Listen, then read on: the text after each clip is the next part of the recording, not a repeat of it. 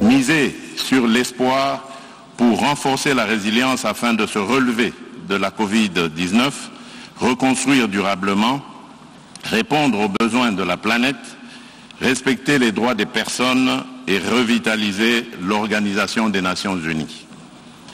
Ce thème traduit bien notre détermination d'éradiquer le Covid-19 et notre désir de rétablir le destin.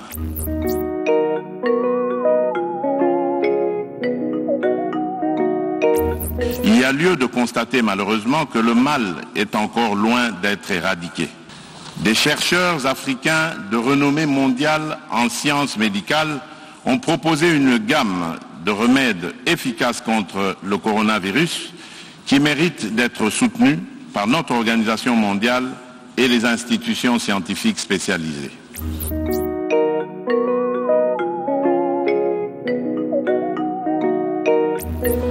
Nous ne pouvons gagner cette bataille que dans le cadre d'un effort commun et sur base d'une feuille de route définie ensemble.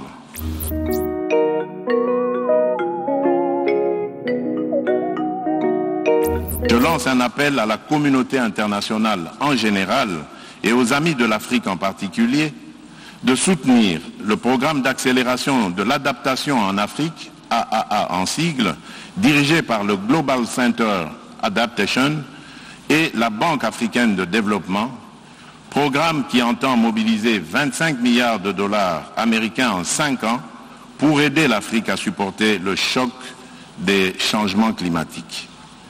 Ainsi, au-delà des proclamations de foi et de bonnes déclarations d'intention, la relance de l'économie mondiale sera une réalité pour tous et la solidarité internationale aura un contenu palpable, notamment pour les peuples africains.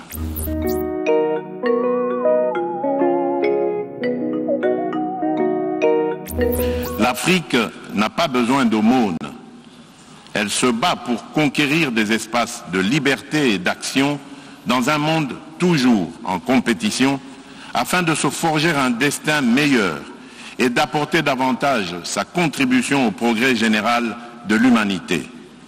L'Afrique a besoin de partenariats constructifs et gagnant-gagnant pour mettre en valeur ses fabuleuses richesses naturelles, se doter d'infrastructures de développement et améliorer les conditions de vie de ses populations.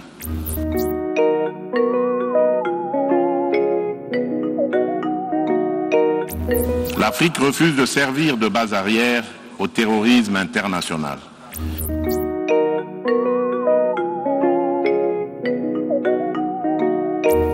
Pour traduire la volonté et la détermination farouche du peuple congolais et de ses dirigeants de participer activement à l'éradication du terrorisme qui non seulement détruit les nations et compromet l'avenir de la démocratie dans le monde, mais aussi étend de plus en plus ses tentacules en Afrique, la République démocratique du Congo a adhéré à la coalition mondiale contre le terrorisme comme 80e membre.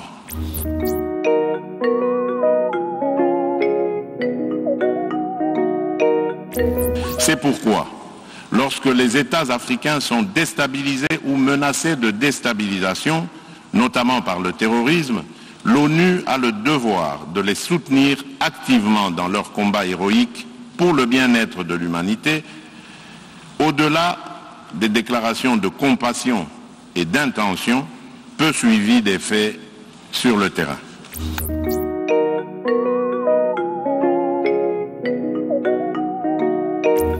Si la communauté des nations minimise le danger que représente la propagation du djihadisme en Afrique, si elle n'adopte pas une stratégie globale et efficace pour éradiquer ce fléau, les plaies ouvertes dans la zone saharienne en Afrique centrale et australe continueront à se métastaser jusqu'à faire jonction pour devenir une menace réelle pour la paix et la sécurité internationale.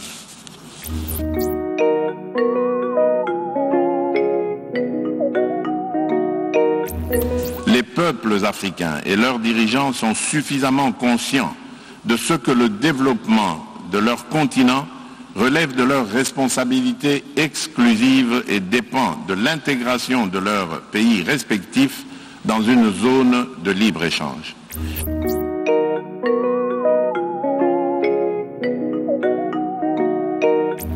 En République démocratique du Congo, nous sommes convaincus que l'Afrique gagnera cet enjeu et relèvera ce défi puisqu'elle en a les moyens et la détermination.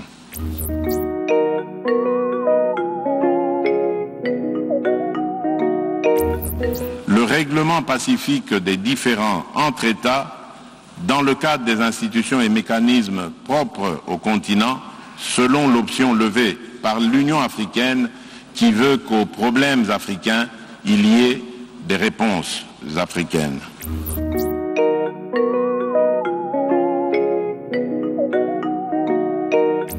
J'ai pris des initiatives suivantes.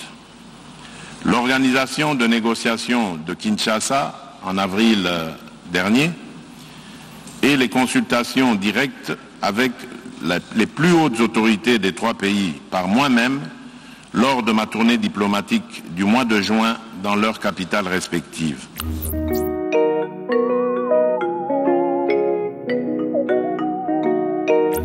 Pour conclure un accord juste et contraignant, prenant en compte les intérêts de chacune d'elles et favorisant un climat de confiance mutuelle indispensable pour que ce grand barrage devienne un instrument d'intégration économique régionale et de solidarité entre l'Éthiopie, l'Égypte et le Soudan.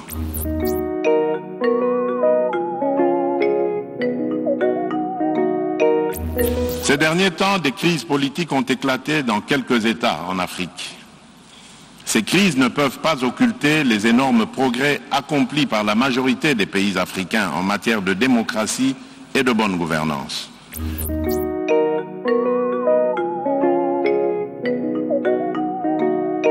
Je voudrais rassurer la communauté des nations que le processus de démocratisation reste irréversible en Afrique.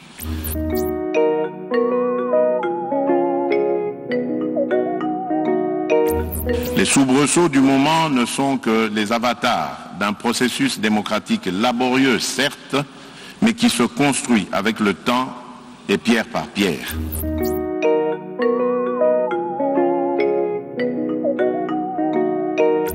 Je me suis farouchement opposé à toute velléité de perpétuer le règne des antivaleurs fondées sur la prédation et les violations des droits humains, ce qui a conduit aux ajustements institutionnels de décembre 2020 et du premier trimestre 2021, à la grande satisfaction de mes compatriotes qui n'ont jamais cessé de réclamer le changement radical de la gouvernance de notre pays.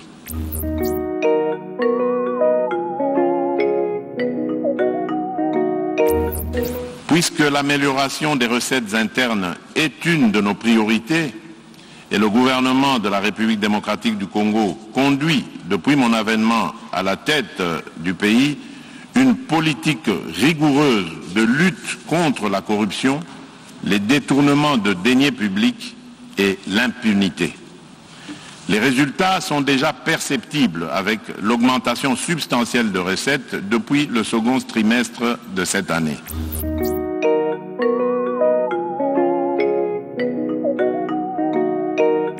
C'est pour cette raison que le gouvernement de la République démocratique du Congo maintient et amplifie la pression sur les groupes armés et leurs complices et que l'état de siège ne sera levé que quand les circonstances qui l'ont motivé disparaîtront.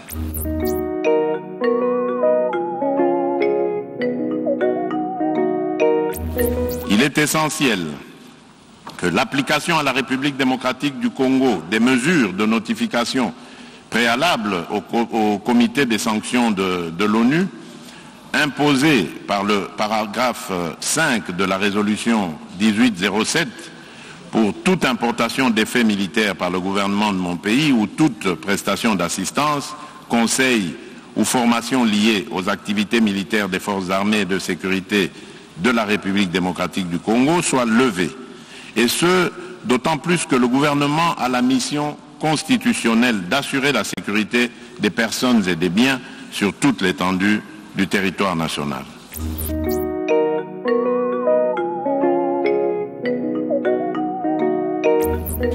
Des sanctions sévères et exemplaires soient prises contre tous les réseaux mafieux, qu'il s'agisse de pays de transit ou de destination, ou encore contre les multinationales qui exploitent illégalement les minerais de mon pays et alimentent en échange les groupes armés en armes et munitions, pérennisant ainsi le conflit en République démocratique du Congo et dans la région des Grands Lacs.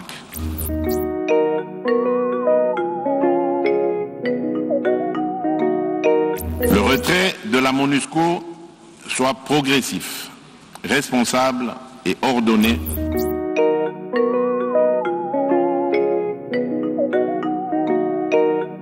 Je consacre toute mon énergie et attache le plus grand intérêt à la fin de l'insécurité, des massacres et des pillages, et à l'instauration d'une paix durable dans l'ensemble de la République démocratique du Congo, ce qui contribuera davantage à l'organisation d'élections libres, transparentes, inclusives et crédibles prévues en 2023.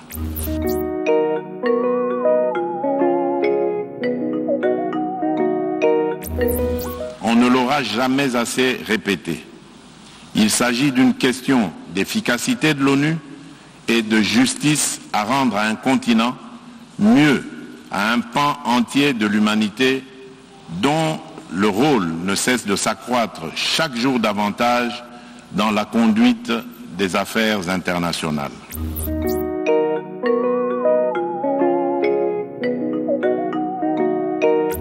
Les Nations Unies commettraient une faute politique grave en restant toujours dans la rationalité des rapports de force issus de la guerre mondiale de 1940-45, il y a 76 ans.